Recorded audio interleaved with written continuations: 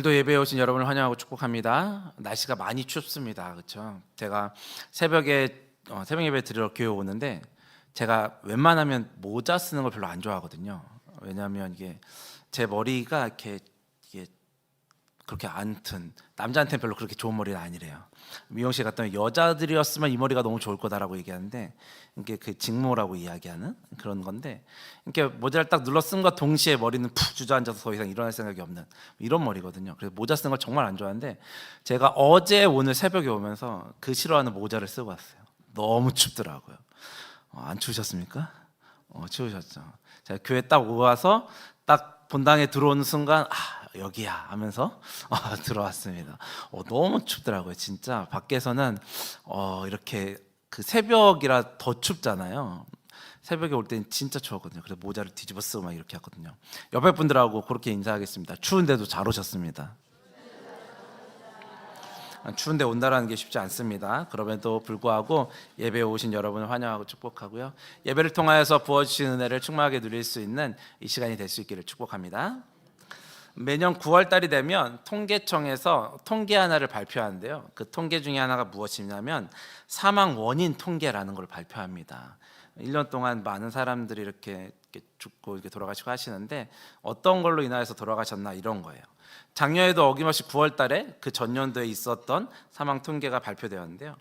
작년에 2022년 1월부터 2023년 4월까지 16개월 동안 사망 신고가 된 사람들을 토대로 어떤 사인으로 인하여서 이렇게 죽게 되었는가에 대한 거예요. 우리나라 사망 원인 압도적인 1위는 뭔가요? 여러분이 예상하고 계신 것처럼 암이라는 겁니다. 우리나라 사망 1위는 여전히 암이에요. 통계청 자료에는 악성 신생물이라고 표현이 되어 있더라고요. 아무튼 우리가 알고 있는 단어로 암입니다. 이게 압도적인 1위예요. 뉴스에서 하도 많이 나와서 우리나라 사망 원인 1위가 암이다. 그러니까 빨리 보험 들어라. 이거 광고를 통해서 뉴스를 통해서 너무 많이 봤던 내용이잖아요. 제가 하고 싶은 얘기는 그 얘기가 아니고요. 10대와 20대, 30대의 사망 원인 1위가 뭐였을까요? 10대와 20대, 30대의 자살 원인 1위는 자살이었어요. 말을 해버렸네. 사망 원인 1위는 자살이었어요.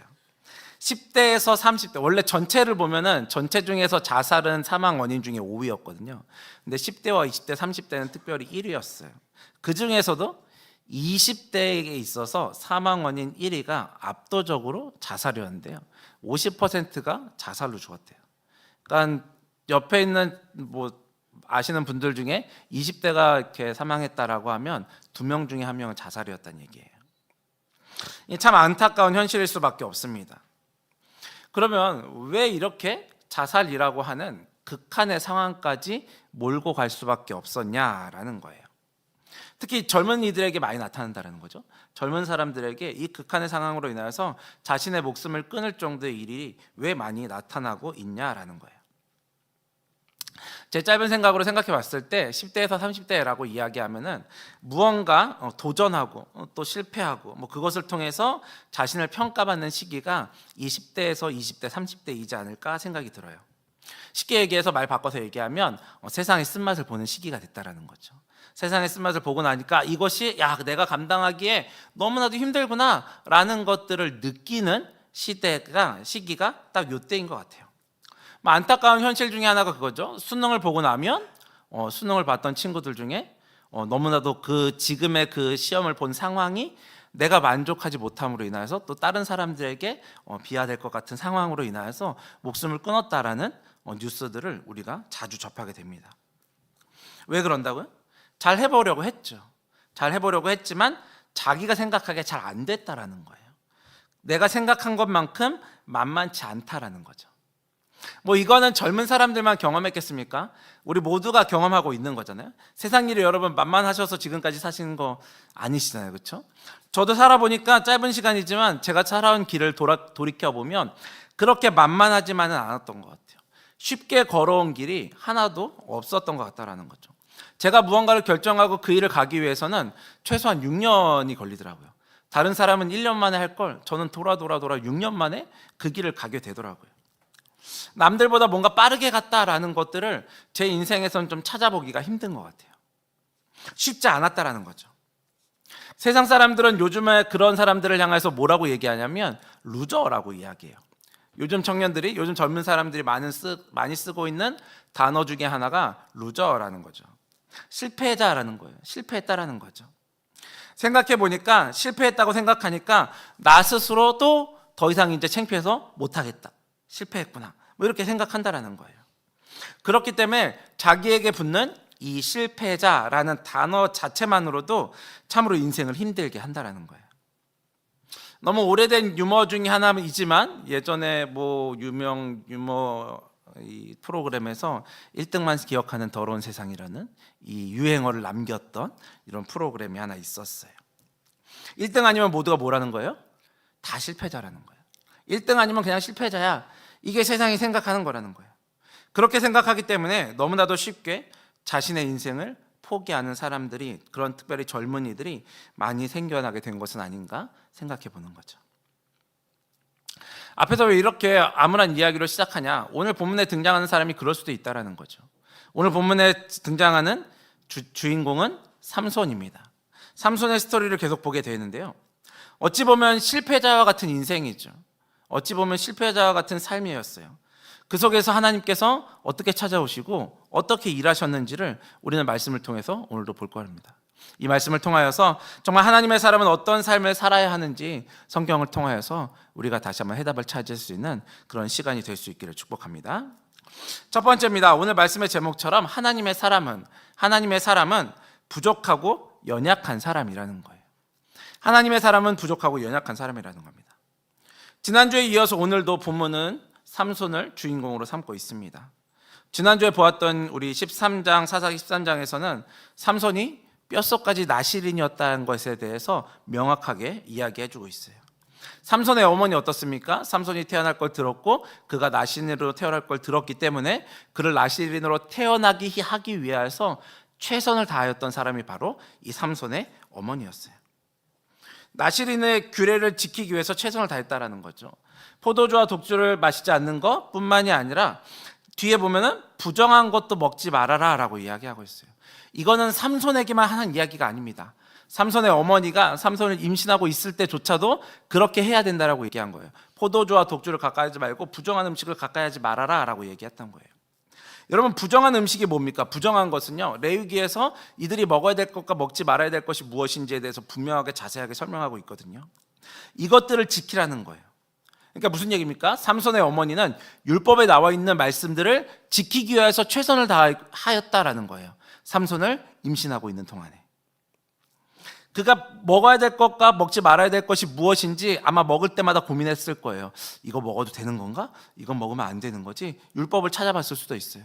내가 이걸 잘못 먹음으로 인하여서 우리 아이에게 해가 되면 어떡하지? 라는 마음을 가지고 노심초사하면서 먹는 것 하나까지도 조심조심하면서 먹었을 거란 말이에요.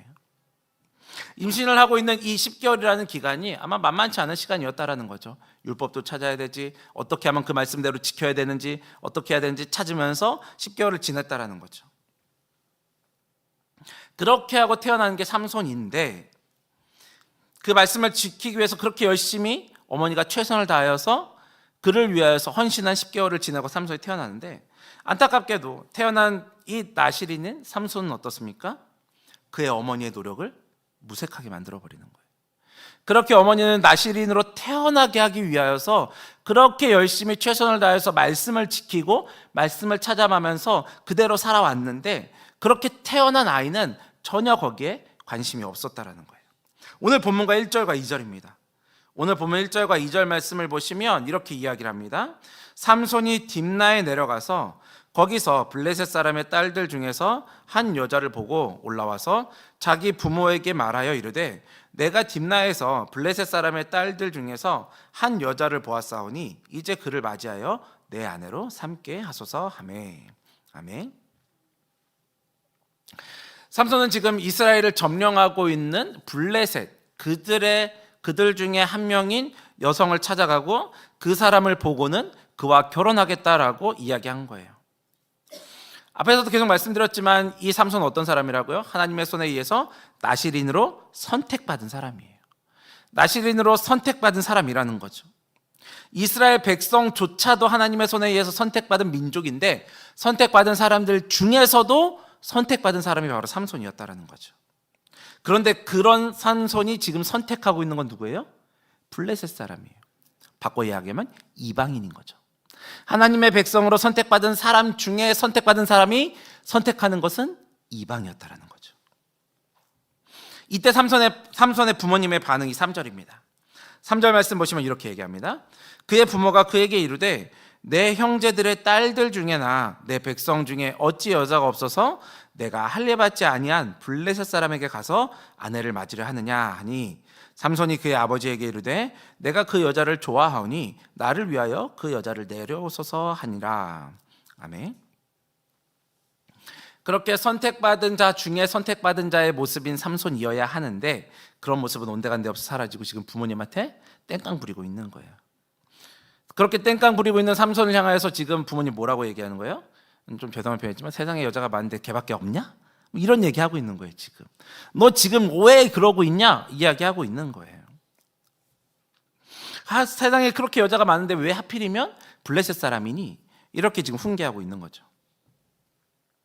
이렇게 얘기해서 죄송하지만 이런 거예요. 지금 대학 입시를 봤는데 대학에서 대학 입시를 봐서 수능 전국 1등한 아이가 지금 보통 전국 1등하면 이번에도 뉴스에 나왔던데 스카이대 중에 의대를 가겠다고 이런 얘기를 하더라고요. 이런 게 지금 일반적인 거잖아요. 근데 전국 1등 해놓고 나서 만점 받아가지고 전국 1등 했는데 저는 저 지방에 있는 저 하나밖에 없는 저과 가려고 합니다. 이렇게 얘기하고 있는 거예요. 그럼 누가 이해할 수 있습니까? 아무도 이해할 수 없어요. 왜요? 일반적인 게 아니거든요. 일반적인 게 아닌 거예요. 일반적인 행동이 아니라는 거죠. 지금 삼손이 하고 있는 행동이 그런 거예요. 삼손이 하고 있는 행동은 선택받은 자 중에 선택받은 자가 할 수 있는 행동이 아니라는 거죠. 그가 할 수 있는 행동이 아니라는 거예요. 일반적으로 당연히 해야 될 행동이 아니었다라는 거죠. 특별히 하나님께 선택받은 사사, 그것도 나시린으로서 이렇게 행동한다라는 건 있을 수 없는 일이라는 거죠. 그런데 삼손이 이렇게 행동하는 이유가 무엇입니까?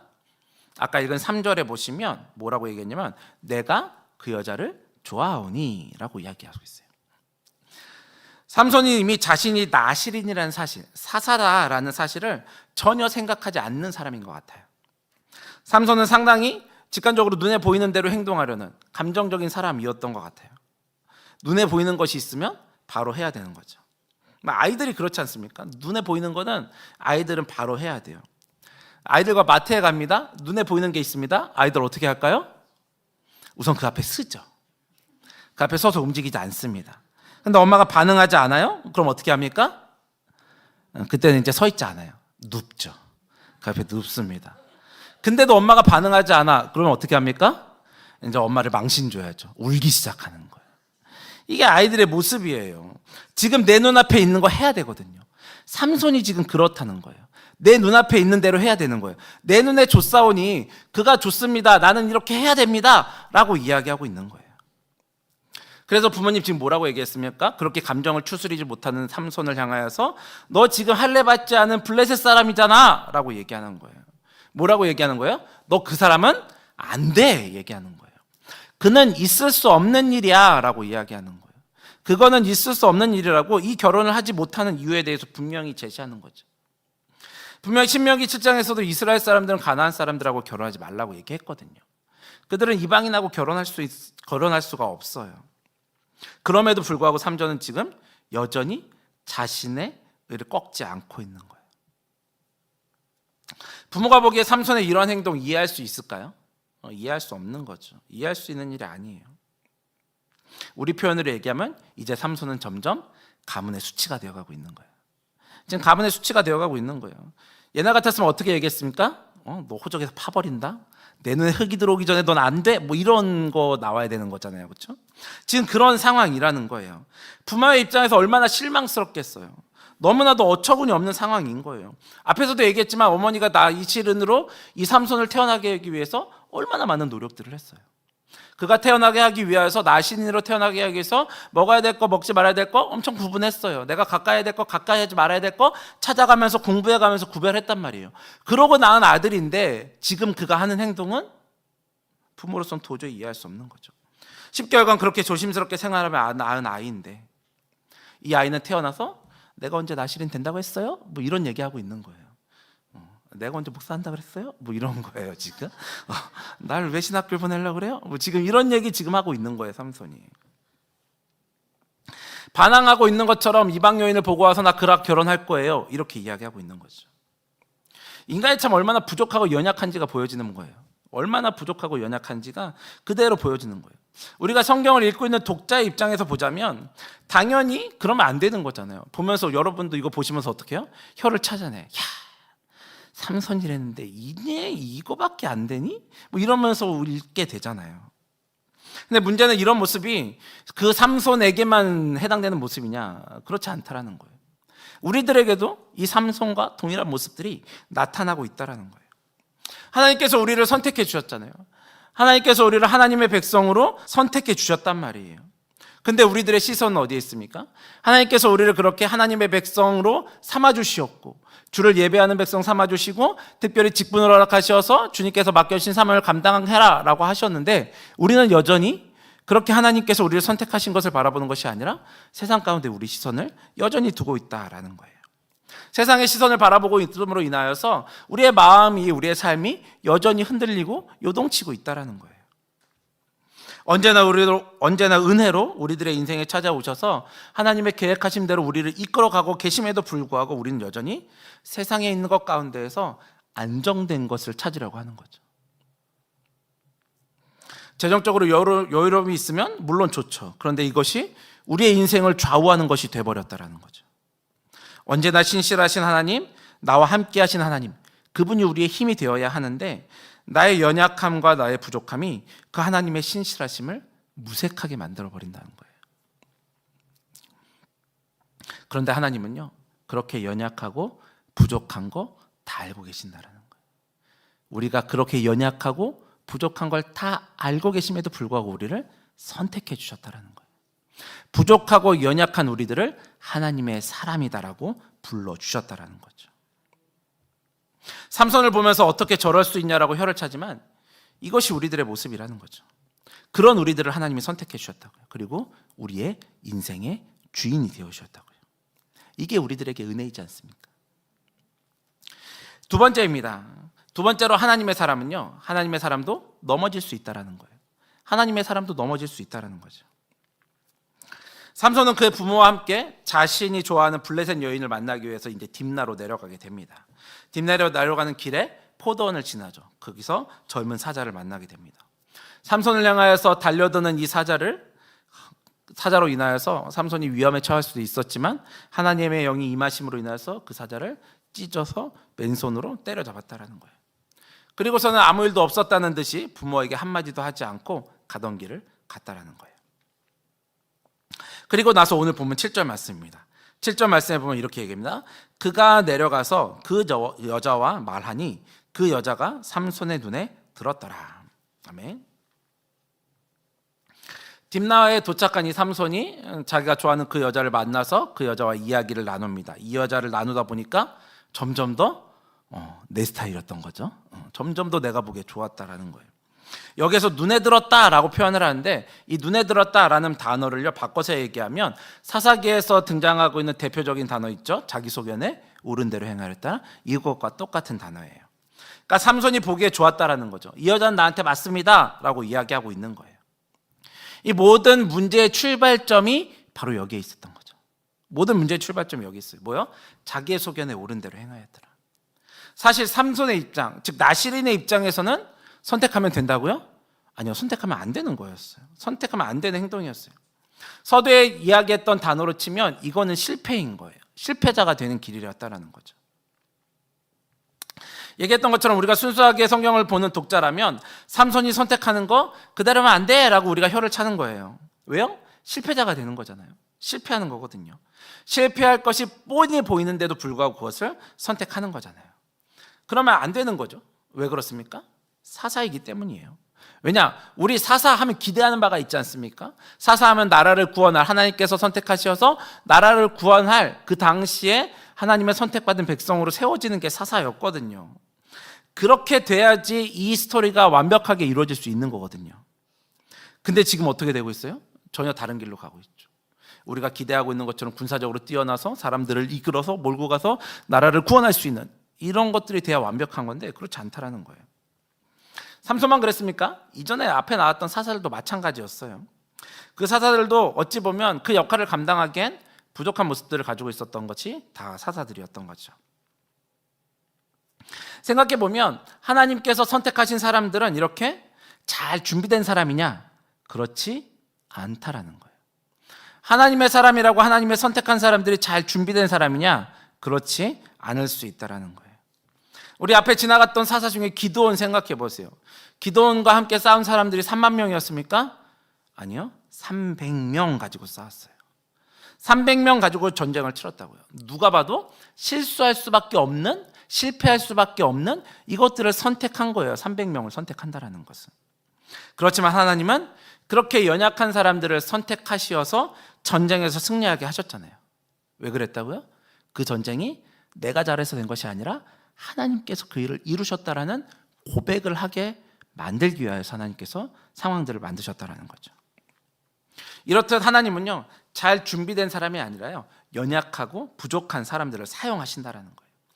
하나님의 사람은 준비된 사람이 아니라 하나님의 이름을 나타낼 수 있는 사람들이에요.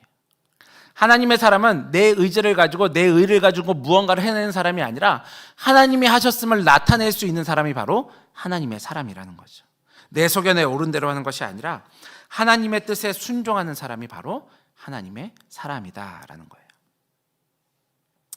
지금 삼손에게 일어나는 일들을 보자면 하나님의 영이 임해서 사자를 찢어 죽였다.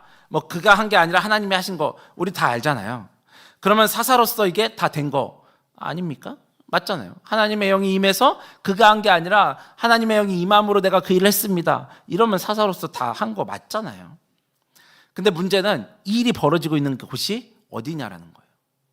지금 이 일이 벌어지고 있는 곳은요, 그가 딥나라 내려가던 길에 포도원이었어요. 포도원에서 그가 사자를 만난 곳은 포도원이고요. 그리고 그 사자를 만나고 그 사자를 찢어서 죽였어요. 안 되는 단어들이 등장합니다. 그렇죠? 포도, 죽임. 나시린으로서의 규례를 지키지 못하고 있다는 거예요. 가까이 하면 안 되는 것들을 가까이 하고 있다는 거죠. 가까이 하지 않아야 될 것들을 가까이 하는 실수를 지금 삼손이 범하고 있다는 거예요. 게다가 얼마 후에 보니까 자기가 죽인 사자의 시체에 뭐가 있었습니까? 벌떼와 꿀이 있었다라고 얘기하잖아요. 삼손은 그 꿀을 떠서 가는 길에 자기도 먹고 부모님께도 드렸어요. 가까이 하면 안 되는 것을 가까이 하고 만지지 말아야 될 것들을 만지고 이런 일들을 서슴지 않고 행하고 있다는 거죠. 마치 그런 규례가 있냐는 듯이, 그게 내가 지켜야 하는 거냐라는 듯이 서슴지 않고 행하고 있는 모습들이 나타나고 있어요. 삼손은 자기가 그런 규례에 속해 있다는 것을 전혀 기억하지 못하고 있는 사람처럼 행하고 있는 거죠. 이것은 나시린으로서 분명 실수하는 거예요. 나시린으로서 분명 실패한 거 있는 거죠. 여기서 또한 우리들의 모습을 동일하게 발견할 수 있는 거죠. 우리들 하나님의 백성임에도 불구하고 하나님의 백성으로서 실수와 실패의 연속이 우리들의 모습이다라는 거죠. 물론 내가 의도적으로 하나님 앞에서 벗어나기 위해서 내가 이렇게 해야지 라고 행동하는 건 하나도 없으실 거예요. 그러신 분들이라면 이 시간에 여기 나와 있지도 않으시겠죠. 의도적으로 하나님 앞에서 벗어나려고 하는 행동들은 없어요. 내가 이렇게 하면 하나님 앞에서 벗어나고 하나님이 실망하시고 하나님이 화나실 거야, 이런 거 연구해서 하시는 분이 누가 있겠습니까? 이런 사람들은 없다라는 거죠. 그렇지만 우리는 실수한다라는 거예요. 그렇지만 우리는 하나님의 백성임에도 불구하고 실수할 때가 있다라는 거예요. 그러면 하나님께서 우리에게 어떻게 하십니까? 으이크, 네가 그럴 줄 알았어. 너 봤더니 아이고, 이러시나요? 그렇지 않다라는 거예요. 우리를 향해서 질책하고 원망하신 것이 아니라 우리의 실수를 인정해 주신다라는 거예요. 그분이 바로 우리 하나님이시라는 거예요. 우리가 실수하고 우리가 실패한 것 같을지라도 하나님께서는 우리들을 인정하신다라는 거죠. 이렇게 생각하면 우리 인생에서 이해되지 않을 일이 하나도 없어요. 왜요? 이 모든 것을 인정하시고 이해해 주시는 분이 누구시라고요? 우리 하나님이시라고요. 우리 아버지는 그렇게 우리를 인정해 주신다라는 거예요. 그런데 어떻게 우리 마음에 들지 않는다고 다른 사람들을 향하여서 그렇게 할 수 있냐고요? 아니요, 그렇게 할 수 없다라는 거예요.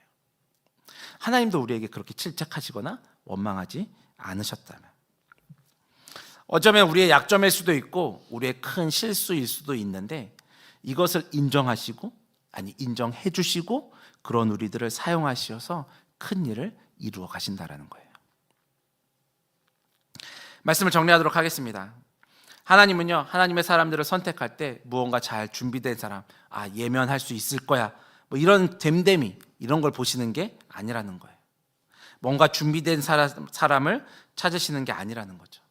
하나님은 연약해 보일지라도 부족해 보일지라도 하나님의 말씀에 순종할 수 있는 사람을 찾으시는 거예요. 우리는 하나님의 사람이 되기 위해서 이것저것 달라고 기도합니다. 하나님 이거 주시면 내가 하나님 앞에서 이렇게 할게요 라고 열심히 기도하죠. 그러나 하나님이 요구하시는 것은 그렇게 체계적인 준비가 아니라는 거예요. 그저 하나님의 뜻에 순종할 수 있는 무익한 종이란 것을 고백할 수 있는 사람들을 하나님은 요구하고 계신다라는 거예요. 아무리 연약하고 부족해 보일지라도 하나님의 뜻에 순종하는 하나님의 사람이라고 인정하는 그런 우리들이 될 수 있기를 축복합니다. 또한 그렇기 때문에 하나님의 사람은요, 실수할 수 있어요. 연약하고 부족하다라는 거 뭡니까? 실수할 수 있는 확률이 높다라는 거죠. 그럼에도 불구하고 하나님은 우리를 선택하셨다라는 거죠. 오늘 보면 4절에 보면 이렇게 얘기합니다. 그때 블레셋 사람이 이스라엘을 다스린 까닭에 삼손이 틈을 타서 블레셋 사람을 치려함이었으나 그의 부모는 이 일이 여호와께로부터 나온 것인 줄을 알지 못하였더라. 아멘. 삼손이 연약함을 보이고 실수하고 있을지라도 하나님은 그런 삼손에게 임하신다라는 거죠. 그리고 그를 사용하셔서 이 블레셋을 치시려고 하시는 하나님의 계획을 이루어 가신다라는 거예요. 그게 바로 우리 하나님이시라는 거죠. 인간의 이해로는 이해할 수 없습니다. 우리의 머리로 어떻게 하나님의 계획과 하나님의 일들을 다 바라볼 수 있겠냐고요. 인간의 이해로는 이해할 수 없는 일들이 있지만 하나님은 이 일들을 통하여서 하나님의 신실하심을 우리의 삶을 통하여서 이루어 가시는 거죠. 내가 보기에 실수한 것 같고 실패한 것 같아 보여도 하나님의 입장에서는 실수한 게 아니라는 거예요. 하나님의 일을 이루어 가시는 과정이라는 거죠. 내가 보기에 옳은 대로 판단하는 것이 아니라 하나님의 사람에 합당한 주의 뜻에 순종하면서 주의 길을 걸어갈 수 있는 우리 모두가 될 수 있기를 축복합니다. 하나님께서 내가 너를 선택했다 말씀하시면서 신실하게 행하시는 그 일들 가운데 동참함을 통하여서 그 말씀에 순종함으로 동참을 통하여서 그 하나님의 큰 복을 누려가는 우리 모두가 될 수 있기를 축복합니다. 우리 들은 말씀을 기억하시면서 함께 찬양하고 기도하도록 하겠습니다. 처음 듣는 찬양이실 수도 있을 것 같은데요, 가사를 보시면서 함께 찬양할 수 있으면 좋겠습니다. 언제나 강물 같은 주의 은혜로 내 영혼을 새롭게 빚는 분이 하나님이십니다. 언제나 강물 같은 주의 은혜로 내 영혼 새롭게 빚는 창조의 하나님이 나의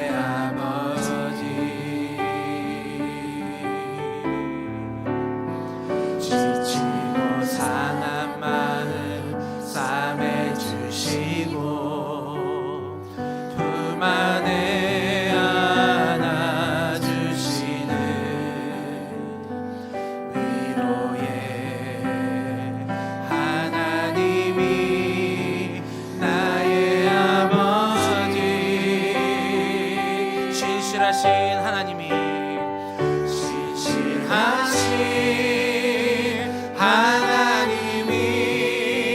나의 아버지. 실수하지 않으시는 하나님이 나의 아버지. 복 주시고 지키시며 은혜와 평강을 베푸시는 축복의 하나님이 나의 아버지. 우리 1절 가사로 다시 한번 합니다. 언제나 강물 같은 주의 은혜로 내 영혼 새롭게 빚는 창조의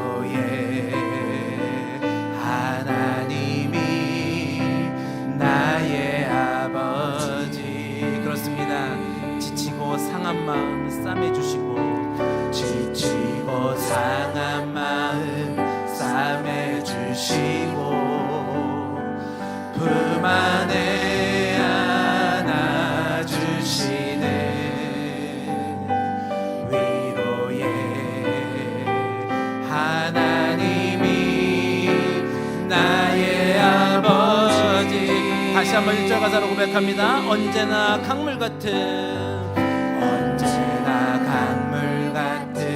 주의 은혜로 내 영혼 새롭게 믿는 창조의 하나님이 나의 아버지. 지치고 상한 마음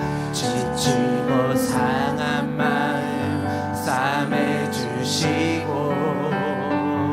품 안에 안아 주시는 위로의 하나님이 나의 아버지. 그렇습니다. 신실하신 하나님이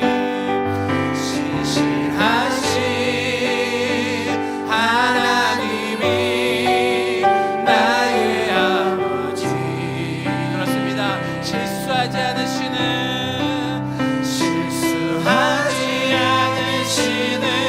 하나님이 나의 아버지.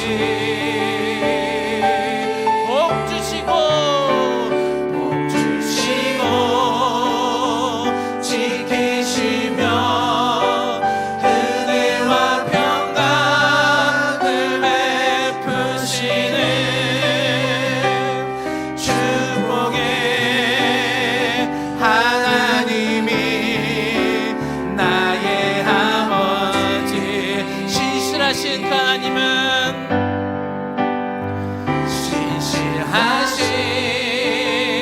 하나님이 나의 아버지. 그렇습니다. 실수하지 않으시는 하나님이 나의 아버지 되십니다. 실수하지 않으시는 하나님이 나의 아버지. 복 주시고 지키시며 은혜와 평강을 베푸시네 축복의 하나님이 나의 아버지.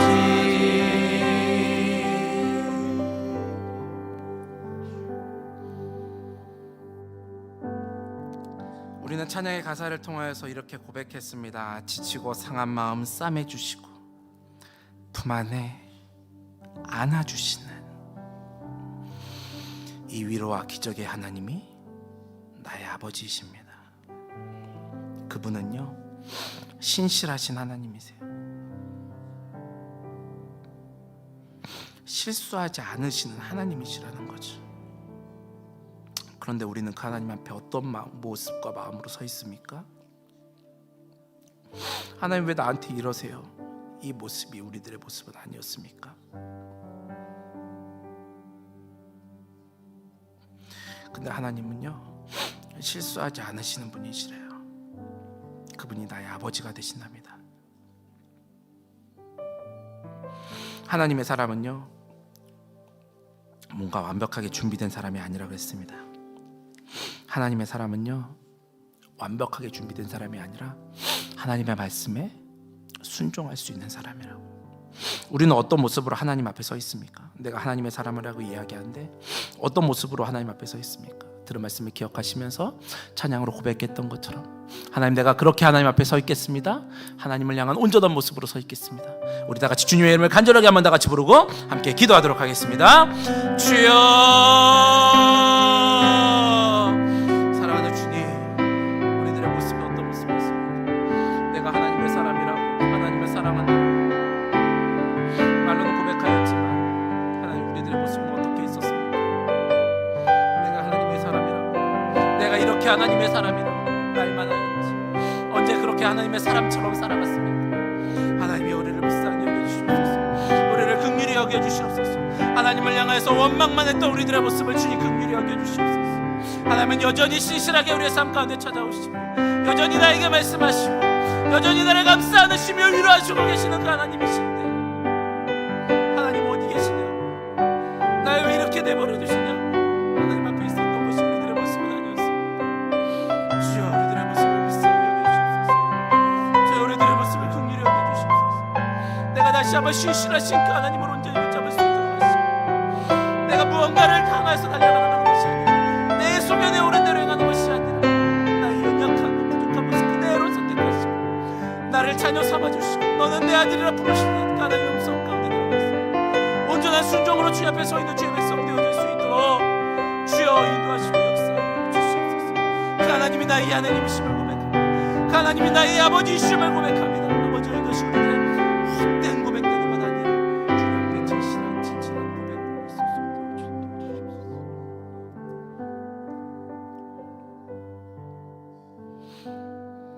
사랑하는 하나님,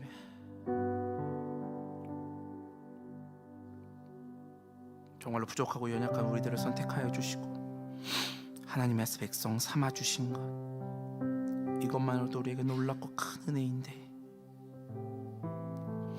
그 은혜가 우리 가운데 풍족함을 고백해야 하는데 우리의 입술은 언제나 하나님 어디 계시냐고, 왜 우리의 인생 가운데 찾아오지 않으시냐고 원망하고 있던 것을 우리들의 모습을 고백합니다. 그러나 하나님은 우리를 떠나신 것이 아니라 신실하게 우리와 함께 하시며 우리의 삶을 계획하신 대로 인도해 가시는 하나님이셨습니다.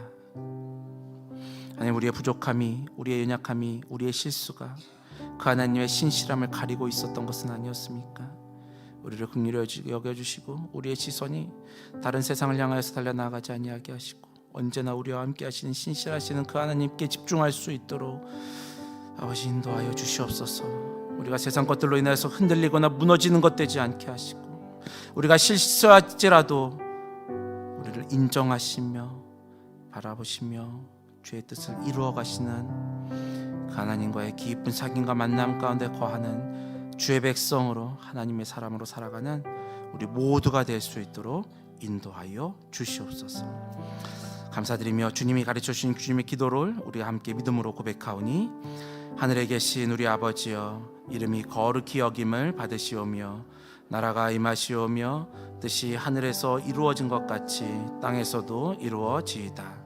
오늘 우리에게 일용할 양식을 주시옵고 우리가 우리에게 죄 지은 자를 사하여 준 것 같이 우리 죄를 사하여 주시옵고 우리를 시험에 들게 하지 마시옵고 다만 악에서 구하시옵소서. 나라와 권세와 영광이 아버지께 영원히 있사옵나이다.